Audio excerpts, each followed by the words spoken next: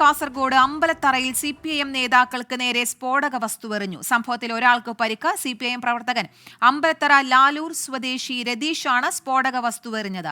അരുൺ പാറക്കൽ ചേരുന്നുണ്ട് കൂടുതൽ വിശദാംശങ്ങളുമായി. അരുൺ, എപ്പോഴായിരുന്നു ഈ സംഭവം? എന്താണ് ആക്രമണത്തിന് പിന്നിൽ? മറ്റു വിശദാംശങ്ങൾ എന്തൊക്കെയാണ് നമുക്ക് ലഭിക്കുന്നത്? കീർത്തന, ഇന്ന് രാത്രി 9 മണിയോടെയാണ് പാറപ്പള്ളി കണ്ണോത്ത് തട്ടിലെ സമീറിന്റെ വീട്ടിൽ വെച്ചാണ് ഈ സംഭവം ഉണ്ടാവുന്നത്.